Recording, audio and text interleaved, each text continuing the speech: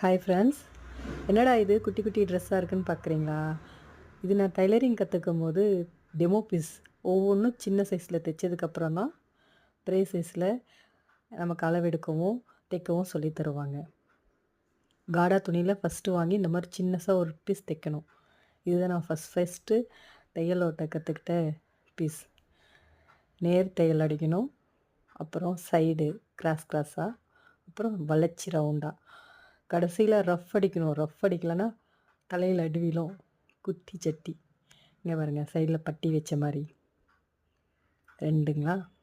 இது ட்ராயர், அது வந்து எலாஸ்டிக், இது வந்து நாடா வச்ச ட்ராயர். இது கற்றுக்கிட்டதுக்கப்புறம் இதுக்கு வந்து ஃபுல்லாக இதனுடைய கட்டிங்கும் டிச்சிங்கும் சொல்லி தருவாங்க பெரிய சைஸில். இது நாடா பாவாடை, இது ஹூக்ஸ் வச்ச பாவாடை.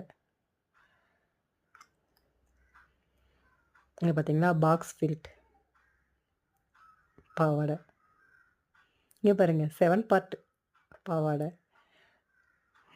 இதெல்லாம் தைச்சோம் 7 பார்ட்.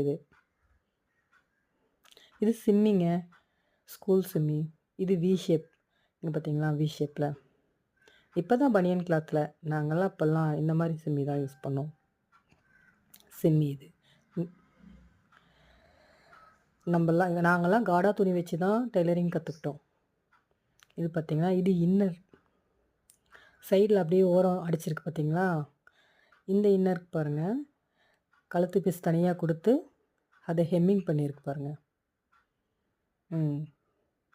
இது இன்னர். இதுவும் இன்னர் தான், ஆனால் இது கிராஸ் பட்டி வச்சது.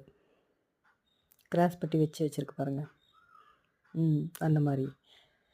இது கழுத்து பீஸ்க்கு ஹெம்மிங் பண்ணுற மாதிரி இன்னர். மடிச்சடிக்கிற மாதிரி ஒன்று, ஹெம் பண்ணுற மாதிரி ஒன்று. இது நம்ம பாட்டிங்க போடுவாங்க இல்லையா ப்ளவுஸு, கிராஸ் பட்டி இல்லாமல் அந்த ப்ளவுஸ். இது கிராஸ் பட்டி வச்ச ப்ளவுஸ். நெக் வந்து ரவுண்ட் நெக்கு. ஹெம்மிங் எல்லாம் பிரிஞ்சிட்ருக்கு. 22 இயர்ஸ் ஆகுது. அப்புறம் பிரியாமல் என்ன பண்ணோம்? இது பாருங்கள், பப் ஸ்லீவு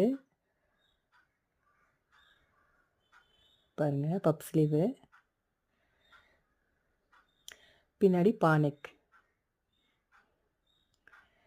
மறக்காமல் நீங்கள் என்னோடய சேனலை சப்ஸ்கிரைப் பண்ணுங்கள். தேங்க்யூ ஃபார் வாட்சிங்.